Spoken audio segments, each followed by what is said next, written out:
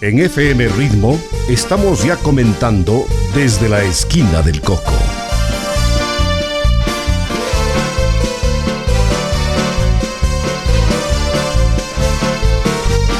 Desde la esquina del Coco, el pulso de la ciudad que palpita fuerte en los hechos y personajes que han forjado nuestra realidad. Bienvenidos a esta nueva cita en la esquina del Coco. Viene el Taytaybabura, se ve radiante tu luz. Ibarra, la más querida de las bellezas de mi Ecuador.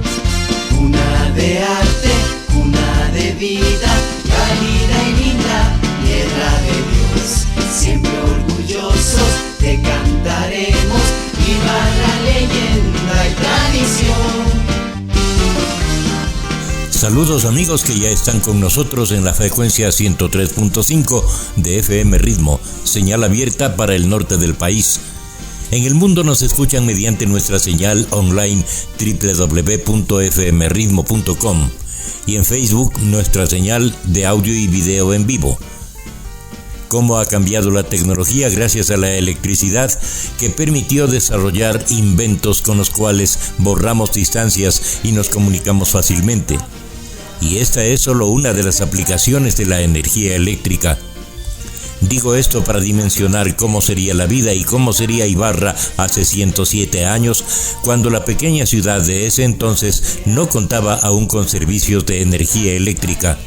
Esa es la fascinante historia titulada Del farol a la energía eléctrica, un importante trabajo de investigación recogido minuciosamente y con paciencia a través de los años por el licenciado Edgar Villafuerte Vasco, quien fuera funcionario de EMEL Norte durante 30 años y que merece el más amplio apoyo institucional para su publicación.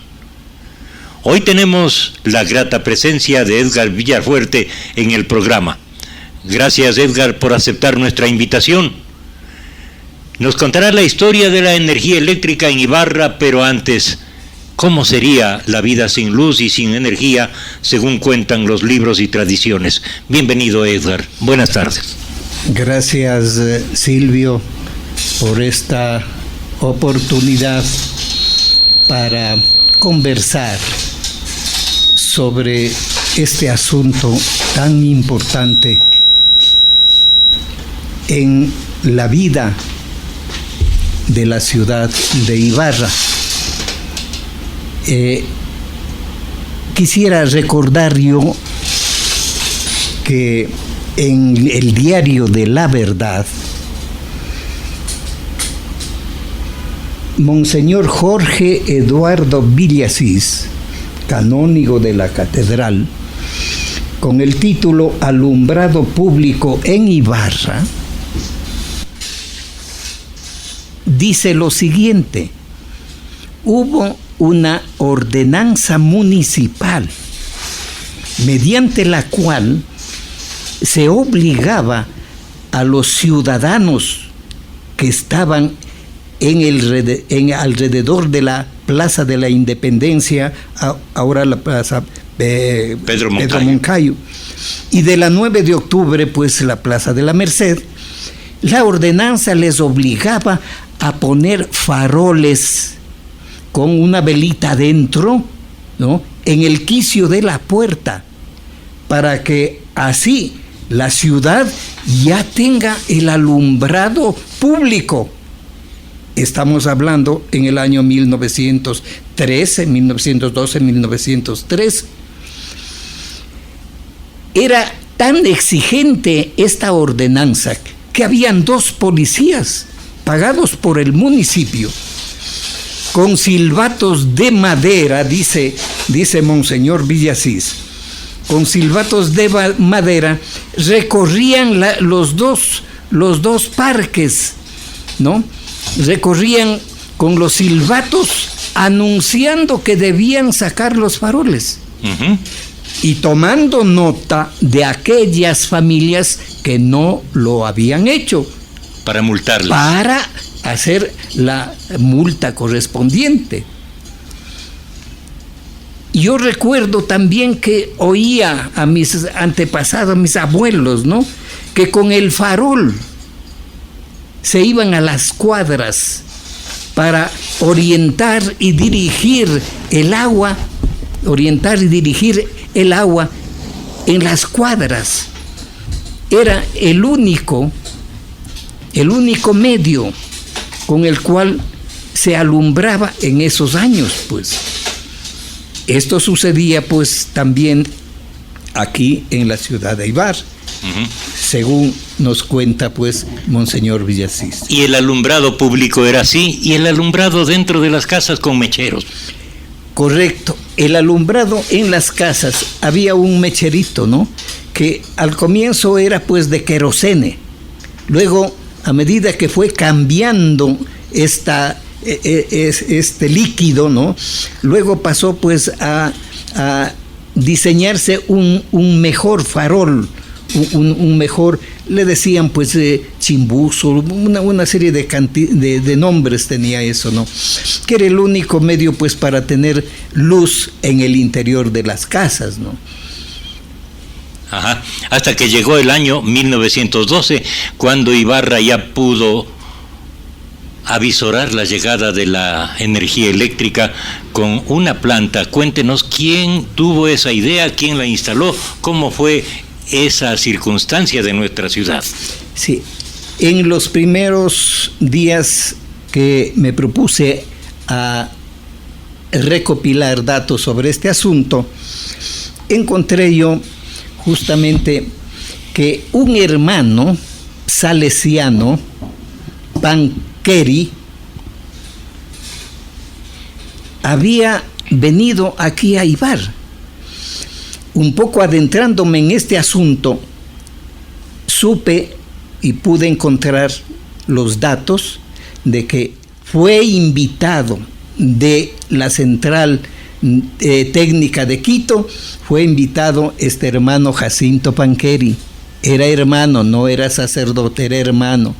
Un hermano profesor italiano, pero que dominaba muchas otras ramas, ¿no? Precisamente porque él estaba en una dirección única, servir. Y había venido del oriente al central técnico. Entonces el dueño de la hacienda don Gijón, de la Pilanquí, de Pilanquí y del ingenio San José, del ingenio San José, se comunica con él en Quito y le invita a venir para revisar la energía eléctrica de esa hacienda. Viene y hace ese trabajo. Alguien, yo supongo que el señor Gijón mismo, le interesó para que venga a conocer Ibarra, que Ibarra estaba en tinieblas, pues. Entonces viene a Ibarra, recorre todo el Tahuando en su dimensión que correspondía a la ciudad y se queda en los molinos de el Tahuando. Al norte de Ibarra. Al norte de Ibarra, para ver qué posibilidades había de poner ahí una planta artesanal, una micro hidroeléctrica artesanal, para ver si se podía dar luz a esa pequeña, incipiente ciudad de Ibarra. Era Jacinto Panqueri. Jacinto Panqueri. Ajá. Viene y él diseña la mini central, ejecuta la mini central, pero necesitaba de un mecánico y encuentra en don Miguel Ángel Endara, un ciudadano muy ibarreño, muy responsable por la calidad de sus trabajos, por la puntualidad con que entregaba los trabajos, ¿no? Por la eficiencia en esos trabajos en toda la ciudad de Ibarra, ¿no? Fue llamado para ser el equipo humano y seguir adelante con este proyecto de la mini central hidroeléctrica en el Tahuanto. Edgar, tuve la oportunidad de conocer a don Miguel Ángel Endara, como usted dice, un personaje ibarreño lleno de muchas cualidades positivas. Inclusive él era radioaficionado, se comunicaba con otros países a través de los equipos y dominaba el asunto de la energía eléctrica. Su taller estaba ubicado en la Oviedo y Rocafuerte de esta ciudad. Correcto. Frente a la escuela 28 de septiembre. Correcto. Entonces también necesitaban una persona pues que ayude, ¿no? Que colabore en este trabajo. Y Jacinto Panqueri viene desde Quito trayendo pues a este señor José Indalecio Copete Tello, que era un esmeraldeño, estudiante de la Central, que le acompaña a don Miguel Ángel Endara. Y esa es la raíz para que la familia Copete se radique en Ibarra. Correcto. Claro. Correcto. Ese es el equipo humano que viene a trabajar en la construcción, en la construcción de esta mini central en la bajada de Molinos, con aguas de la sequía de la Ajaví y las aguas del río Tahuanto. Y es lo que usted menciona, esa era una mini central artesanal, construida por ellos. Correcto. Era un dínamo movido por una turbina Pelton. Correcto. Que recibía el agua del río Tahuanto y de las acequias de ese sector, ¿no? Así es, los datos que he podido yo encontrar. Esa fue la primera planta eléctrica de la ciudad de Ibarra en 1902. Planta eléctrica, y hay un dato que sí merece la pena señalar. A ver, cuéntenos. Los ciudadanos ibarreños inquietos que algo pasaba por ahí en la noche, porque hacían unas pequeñas pruebas en la noche, de tal manera que estaba ya inquieta la ciudad, esperando. Cuando se prendió la luz, ¿no? Dice Monseñor Villasís, dice, hubo una alegría pero enorme. La gente salió afuera, las calles, era una fiesta enorme, porque había llegado por primera ocasión en el año 1914, los primeros días del año 1915, se prendió los primeros focos que llamamos pues aquí en la ciudad de Ibarra una algarabía, dice Monseñor Villasís. La idea nació en 1912, la gestión se vino a través de este tiempo para en 1914 inaugurar la luz en Ibarra. Me imagino que deben haber tendido una red eléctrica no muy extensa, la ciudad era pequeña además, porque esa planta, ese generador daba unos 250 vatios máximo, ¿no? Correcto. Que no avanzaba sino para pocos focos. Sí, así es. Pero que llegó la luz a la ciudad, llegó. Llegó la luz, ¿no? La generación, la distribución, ¿no? La transmisión, la distribución de esa energía fue elemental, con postes de madera, con conductores, alambres, dice el dato, dice alambres que tendieron, ¿no? Y uno de esos pues se fue a dar en la casa de José Tello, pues, ¿no? Copete Tello, se fue a dar ahí, de tal manera que la señora Beatriz Copete, no tengo yo ese conocimiento. Dice ¿qué dijo la señora? Ella dice, mi padre prendió el primer foco aquí en Ibarra, en esta casa nuestra. ¿En dónde estaba ubicada esa casa? En la San Juan. ¿En San Juan Calle? En San Juan Calle. Ya, claro. Ahí. Una distancia grande, pues, desde San Juan, es decir, desde el puente de los Molinos. Correcto. Tenía que recorrer toda la avenida Carchi, que es la bajada de los Molinos, como se llamaba antes, atravesar la ciudad de norte a sur hasta San Juan Calle y prender una luz. Vea lo que se ingenió la gente, ¿no? Así es, esos son los datos que he podido recopilar. Y era un servicio que se lo suministraba a muy pocos abonados. Ya. Pero el municipio comenzó a cobrar impuestos por ese servicio. Claro. tengo que decir un dato muy importante. Panqueri, Jacinto Panqueri, no vino a hacer ningún negocio aquí en Ibar. Vino a servir. Con este concepto se entrega de lleno y comienza a entregar la luz. ¿A quiénes? Primero a las oficinas del municipio. Luego el alumbrado de las dos parques, dos plazas en ese tiempo, ¿no? Ya. Comienza elementalmente, con foquitos pues muy, muy reducidos. Y lógicamente tenía que el municipio, ¿no?, cancelar, pagar al señor Jacinto Panqueri por ese suministro de luz. Este es uno de los problemas que en los primeros meses, en los primeros años, no hubo mucho problema.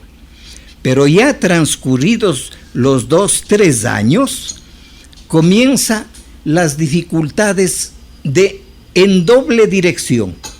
La primera, la naturaleza como que se vino en contra de don Jacinto Panqueri, que se iba la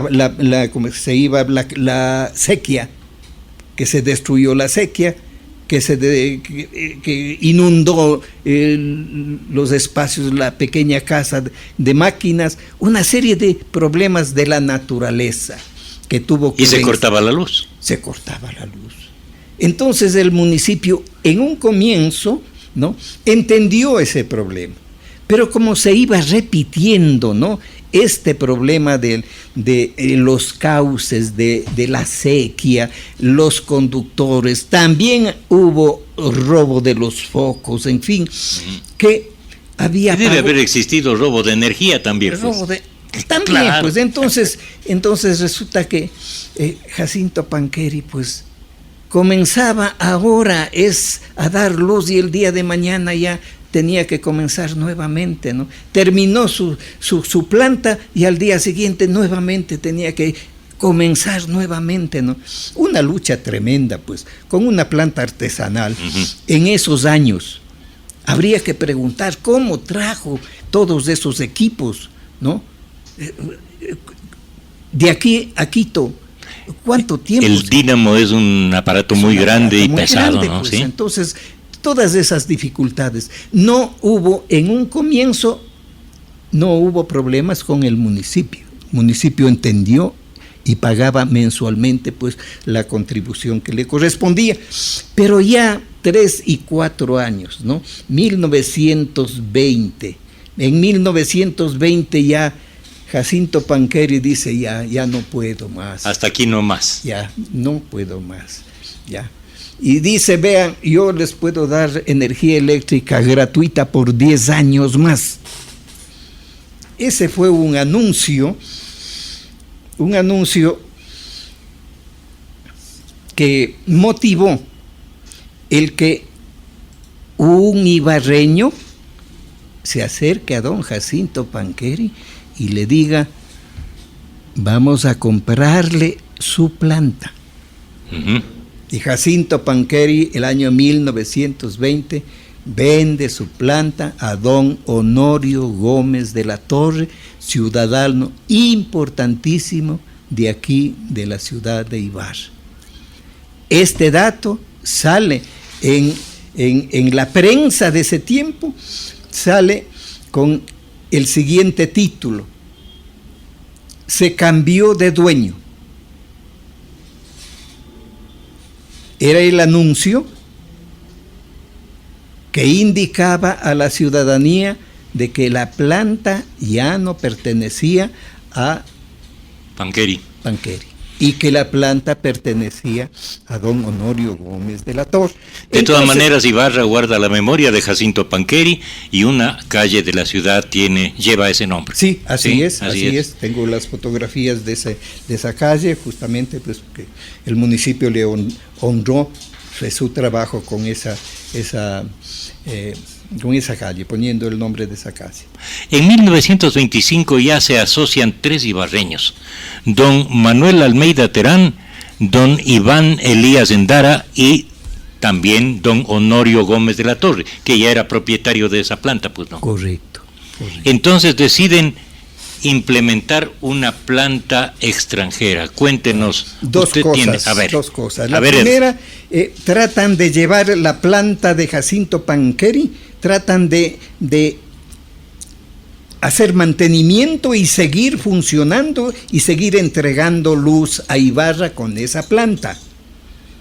Entonces se va produciendo unos contratos entre don Honorio Gómez de la Torre, ¿no? Contratos con el municipio en base a los contratos que había hecho el municipio con Jacinto Panqueri. Entonces va a continuar esa planta funcionando, pero como ya había un poco de recursos, se le mantiene todavía esa planta. Pero mientras se mantiene esa planta, esa microcentral, don Honorio Gómez de la Torre, Manuel Almeida Terán y Iván Endara Torres, don Iván Elías Endara, los tres ciudadanos dicen: vamos a mejorar. Ibarra necesita luz para su desarrollo. Los tres ibarreños ponen las bases, las primeras bases para el desarrollo de Ibarra. Y con el lema de luz y energía para la industria, implementan la instalación de una planta eléctrica alemana de 250 kilovatios. Correcto. A unos 800 metros del puente, más al norte, ¿no? En el río Tahuando. Ahora queda solamente una pared que logré tomarle una fotografía a lo único que queda de esa planta hidroeléctrica Ibarra, de estos tres señores. De lo que usted me conversaba, el primer operador de la planta fue un ingeniero italiano, don Francisco Genovese, y la construcción de los túneles corrió a cargo de un ibarreño, José Miguel Espinosa. Correcto. Este señor Miguel Espinosa, me contaban los familiares que viven todavía, con quienes hablé, me contaban que él y dos hermanos, ¿no?, hacían el trabajo aquí en Ibarra. En ese entonces hacían el trabajo de todo lo que era acequias, túneles, eran expertos en hacer.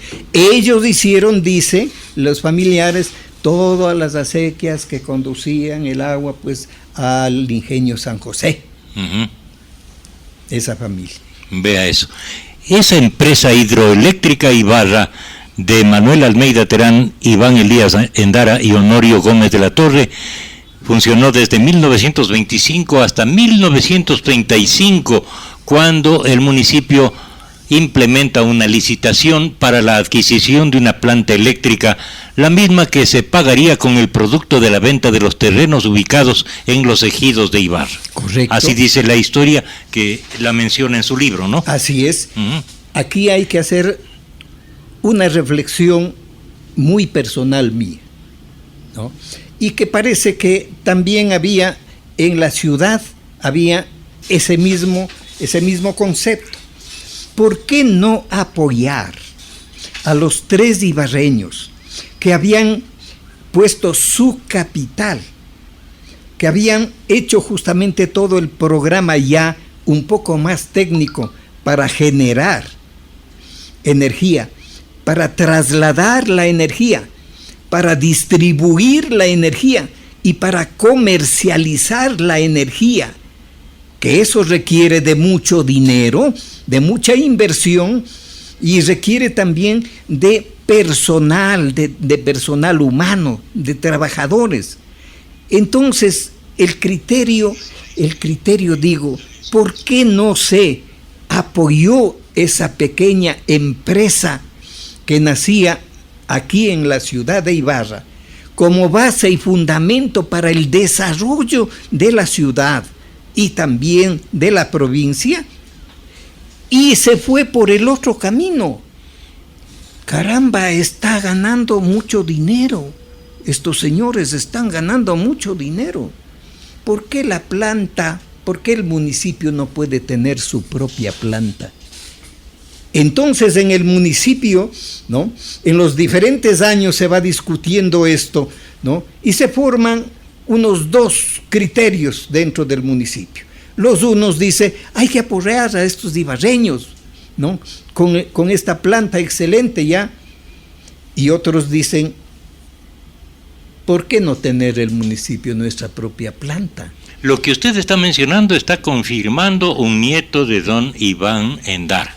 A través de las redes sociales se comunica Pablo y dice, la primera planta eléctrica de Ibarra se llamó AEG, 3 socios, Manuel Almeida Terán, Iván Endara Torres y Honorio Gómez de la Torre. Hacen sociedad y compran la planta eléctrica Apanqueri, que estaba montada en las orillas del río Tahuando, junto al Puente de los Molinos. Después de varios años se funda la empresa eléctrica de Ibarra, de lo que estamos hablando, ¿no? Sí, así es, sí. Gracias, Pablo. Un saludo especial. Saludo también a Pablito. Entonces, mire, el municipio, para tener su propia planta, tiene que vender los terrenos del ejido, ¿no? Teniendo presente, Silvio, que el municipio no tenía idea precisa de lo que significaba una planta, montar una planta eléctrica y comenzar los procesos de la planta eléctrica, que es la generación, la transmisión. Y lo más duro, la distribución. La distribución. Y luego la comercialización para recibir, digamos así, el dinero. Hay un trecho enorme y técnico. El municipio no tenía técnicos. En ese tiempo no había técnicos eléctricos. Los que asistían eran los técnicos de la empresa eléctrica Quito y los técnicos alemanes que vendieron la planta a estos 3 admirables señores dueños de la hidroeléctrica Ibarra. Estamos conversando con Edgar Villafuerte, quien fuera por más de 30 años funcionario de Emel Norte y quien ha preparado la historia de la energía eléctrica en la ciudad de Ibarra, y tiene listo para su publicación el libro que se titula Del farol a la luz, a la lámpara eléctrica. Una publicación que merece el apoyo de las instituciones para que salga a la luz y sea posible conservarla y reforzar la memoria de nuestra ciudad. 3 detalles que hay que tener presentes. Cuéntenos, en la empresa eléctrica municipal. La economía, la técnica no lo tenía y fue decayendo desde el comienzo. Para poder tener recursos se forma la empresa eléctrica municipal y funeraria, con 2 carrozas que compró en la provincia del Tungurahua para atender pues aquí en la ciudad de Ibarra y tener unos ingresos adicionales. Después de esta viene la otra etapa, la empresa eléctrica municipal y de riego. Pero volvamos a 1935 para decir que esa planta que licitó la municipalidad de Ibarra para servir a Ibarra con energía eléctrica ya no se instaló en el Tahuando. Correcto. Ya se instaló en el río Ambi, en el sector de la Hoja Blanca. Correcto, en el sector de la Hoja Blanca. Entonces, para la ejecución de ese programa, sin técnicos, con un elemental concepto de lo que es la energía eléctrica, porque el municipio no tenía técnicos, en ese tiempo los técnicos eran escasos. Entonces, la unión con INERI se debió a que INERI ponía un capital para hacer un programa conjunto, el regadío de todo el sector de Salinas, el Valle de Salinas, el Valle de Salinas, y la generación de energía eléctrica para atender a la ciudad de Ibarra. Aquí hay que hacer una pequeña reflexión. Unos decían, dentro del municipio, primero es el regadío, señores. No podemos cerrar los ojos. Primero es el regadío. Y hemos de luchar por eso. Erradamente creían que se iba a agotar el agua, pues, si es que la llevaban hacia la generación eléctrica. Correcto. Pero Entonces, no era así. No, pues los otros decían, pero por favor, primero es la energía eléctrica, la generación de la energía eléctrica.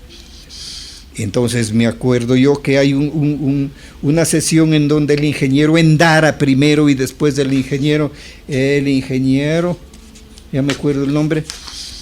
Luis Iturralde Espinosa. ¿No?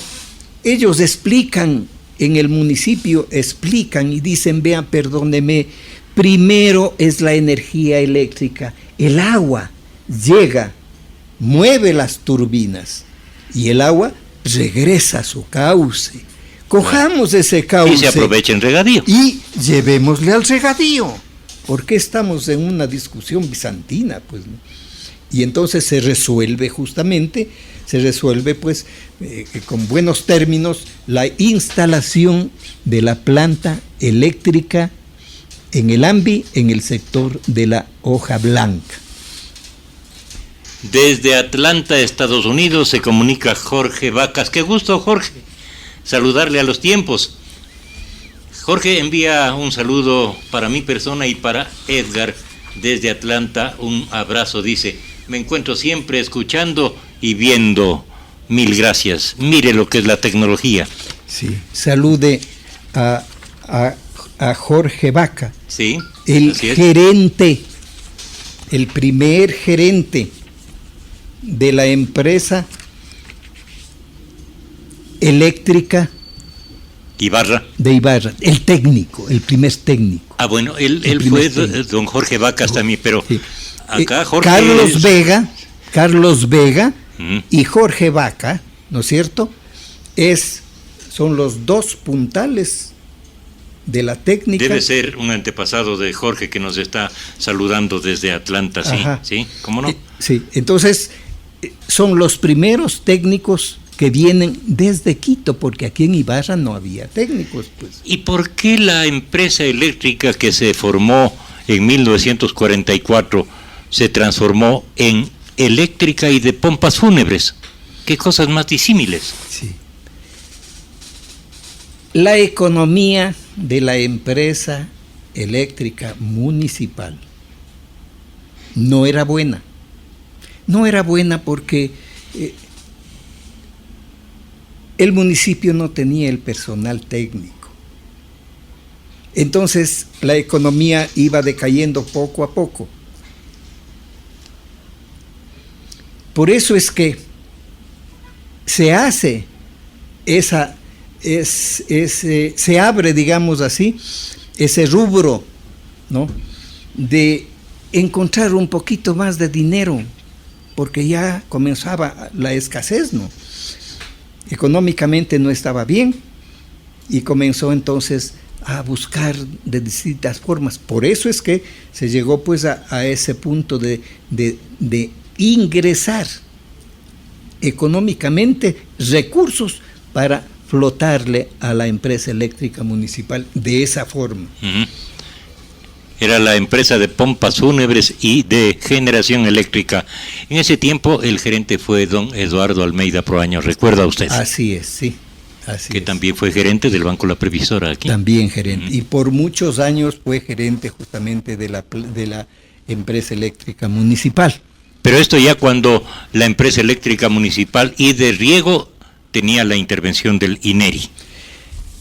En el momento en que el INERI se retira como accionista de la empresa eléctrica municipal, en ese momento se retira INERA, ingresa el Instituto Ecuatoriano de Electrificación, INESEL. Ya con otra visión, con técnicos especializados.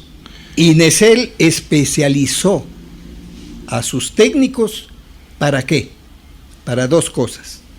La primera, para hacer una revisión de todas las plantas hidroeléctricas que existían en el país, en todos los municipios, porque esas plantas estaban en decadencia y estaban causando muchos problemas económicos a los municipios que tenían esas plantas, porque no estaban administradas técnicamente. Entonces el Instituto Ecuatoriano de Electrificación, INESEL, se fundó justamente para intervenir en el sector eléctrico ya del país. Primero, haciendo una revisión de todas las empresas eléctricas, la empresa eléctrica Ibarra, que nace justamente cuando sale INERI y entra INESEL, se forma la empresa eléctrica Ibarra S.A. Lo mismo sucede con la empresa eléctrica Montúfar, lo mismo sucede con la empresa eléctrica Tulcán, y así en todo el país con las empresas eléctricas que estaban manejadas por los municipios. Pero ahí es cuando comienza a visorarse la interconexión nacional de la energía eléctrica, ¿no? El segundo objetivo era justamente coger todas estas fuentes de generación, estas plantas de generación, y fusionarlas, ¿no?, para que constituyan el fundamento y la base de la interconexión nacional. Aquí el INESEL hace una evaluación, hace una auditoría muy estricta y muy técnica de todas las empresas eléctricas, y en realidad el resultado es negativo. Económicamente, todas las empresas que estaban en ese momento en ejecución, todas esas empresas eléctricas estaban deficitarias. El servicio no era bueno. Y los reclamos también de la ciudadanía, con mucha razón, también iban tomando ya una voz ya prepotente, ya comenzaron a protestar sobre eso. Entonces INESEL viene y fusiona las empresas eléctricas, fusiona la empresa eléctrica Ibarra, la Montúfar y la empresa eléctrica Tulcán, para hacer el fundamento, la base de lo que acaba de decir Silvio, el programa de la integración regional de la energía eléctrica en el país. ¿Y cuándo cambia la empresa eléctrica Ibarra S.A. a ser una empresa que se llama Emelnorte hasta hoy? La fusión de las empresas eléctricas que se promueve a través de INESEL, tuvo como resultado ir hacia una empresa más grande,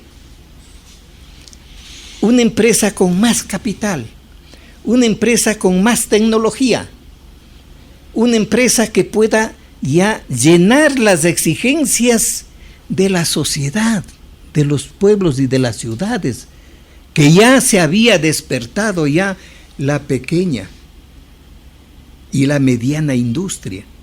Y los pueblos comenzaron a pedir luz, energía eléctrica, para continuar ya, arrancar, digamos así, en el desarrollo. Esto sucedió en Ibarra. La fusión de las empresas da origen a la empresa única, la empresa eléctrica Emelnorte. Aquí hay que tener presente lo siguiente, Silvio. No fue al comienzo Ibarra, Tulcán y Montúfar. Correcto. Pero con dificultades, no querían los carchenses especialmente unirse, especialmente, ¿no? En el Carche decían, y también acá en los municipios de toda la provincia de Imbabura, no queremos participar de los apagones de la empresa eléctrica Ibarra. La empresa eléctrica Ibarra es nuestra, es de los ibarreños. No podemos permitir que esta empresa desaparezca. Entonces, el segundo paso, los trabajadores de la empresa eléctrica se alarman y dicen, se vende la empresa eléctrica Ibarra, Montúfar, Tulcán. Los trabajadores, con mucha razón, se alarman, van a perder sus trabajos, van a perder sus puestos. Con razón, pero tal vez sin conocimiento de lo que se pretendía, pues, ¿no? No había el conocimiento. Por eso es que en Inesel, cuando me contrata Inesel, en Inesel gané el concurso yo para el trabajo de la Secretaría General, me condiciona la formación y la integración regional a través de explicaciones muy claras de lo que significaba la integración regional. Entonces hubo que trabajar con el elemento humano, con el recurso humano de las empresas para decirles, señores, ustedes siguen en sus puestos, nadie se mueve, todos van a conseguir sus puestos, no desaparece su trabajo. Lo que hace es, la empresa va a ser más grande, más importante, ¿no? Y por lo mismo lo que va a crecer es la responsabilidad en ustedes, porque la empresa va a ser más grande y se va a exigir más responsabilidad, más seriedad, más honestidad en el trabajo a realizarse por los trabajadores. Entonces, esa era una parte de mi trabajo, junto con 2 ingenieros que vinieron de Inesel, y formamos pues ese equipo para ir municipio por municipio explicando de qué se trataba a los trabajadores y decir, nadie se mueve, usted continúa. Entonces los trabajadores aceptaron la integración mediante un escrito de 12 puntos en los cuales pues se mantenían los contratos colectivos, las conquistas alcanzadas, los sueldos que mantenían, las obligaciones y los puestos, en fin. Con eso nace ya el ambiente suficiente para que las autoridades se reúnan en el Hotel Ajaví y firmen justamente la escritura de constitución de la empresa eléctrica Emel Norte S.A. Que ahora inclusive tiene como socios algunos municipios de Pichincha y de Sucumbíos. Lógicamente, los municipios... Todos los de Imbabura, todos los del Carchi. Todos los municipios del Carchi, los municipios de la provincia de Imbabura, del norte de Pichincha, Cayambe y Pedro Moncayo, todos, y los consejos provinciales, ¿no?, son los accionistas de la empresa eléctrica Emel Norte. Todo ese trabajo fue muy arduo porque se resistió, siempre hay resistencia al cambio, ¿no? Y cuando los cambios son así grandes, importantes, también la gente pues se resiste un poco porque no aceptan fácil, ¿no? No acepta fácilmente, ¿no? Un poco así es la trayectoria esta. Juan Alberto Acosta Palomé, que se comunica con nosotros, saludos Juanito, y dice que le envía un saludo muy especial al autor del libro sobre este tema, y dice que él recuerda que cuando estuvo en Escuela 28 de septiembre, el maestro Miguel Ángel Endara le indicaba que él había sabido de mantenimiento de los generadores, lo que habíamos dicho al comienzo del programa, y que también fue un hombre notable y que fue uno de los radioaficionados de ese tiempo. Correcto, ¿no? Así es, ¿no? También hay una calle que pereniza la memoria de don Miguel Ángel Endara. Así es. Entonces, yo creo que es importante la finalidad de este trabajo, Silvio, es que yo pueda después, ¿no?, editado este trabajo, ir por las escuelas, Silvio, ir por las escuelas, por los colegios, para decirle, mire, hay que recordar a estos personajes de Ibarra. Así es, porque usted viene investigando el tema desde el año 2005, tema que lo hemos presentado hoy, y que realmente es la historia de la sombra y de la luz en Ibarra. Así es. La historia de cuando se inició la generación eléctrica en nuestra ciudad en el año 1912, Jorge Enrique Madera se comunica también y dice: qué importante tema para la memoria histórica de Ibarra. Sería un pecado si en el norte no financia la producción de este libro de Edgar Villafuerte, a quien le saludo afectuosamente. Felicitaciones por este esfuerzo. Gracias. Historia que está lista para ser publicada y para enriquecer el acervo cultural de Ibarra.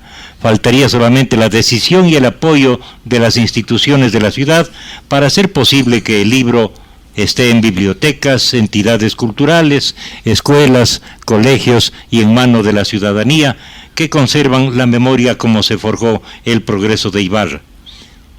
Así es, mi querido Edgar, vea qué interesante conversación que hemos tenido en la tarde de hoy con usted. La historia de la sombra y de la luz en Ibarra. Yo le agradezco esta oportunidad, ¿no? Y solamente quiero pues manifestar lo siguiente. La única finalidad de este trabajo es entregar esto aquí en Ibarra a las generaciones de estos hombres que ya se fueron y que hicieron esto, a esas generaciones que deben haber, para que retomen nuevamente los valores de estas personas que pusieron dinero, sacrificio personal para poder entregar a Ibarra esos puntales fundamentales para construirse como ciudad grande. Ahora es una belleza mirar desde aquí. Mire, estamos en el 7º piso de un edificio central y usted mire cómo la luz ha subido hasta las faldas del Imbabura. Mire, miramos hacia el sur. ¿Cómo ha crecido la ciudad? Hagamos una dirección de esto hacia el Tahuando. Y hacia el norte no se diga. En el año 1914 y un poquito más allá, hagamos la diferencia de esto con el Farol. Qué hermosa vista. Así es. Te felicito. Gracias a quienes siguieron el programa por la radio y por las redes de internet, lo que no hubiera sido posible sin la existencia de la energía eléctrica. Y gracias a Edgar Villafuerte por haber aceptado conversar con nosotros en la esquina del Coco. Nos despedimos hasta una nueva oportunidad. Gracias, Edgar. Tendremos otros interesantes temas de conversación con usted.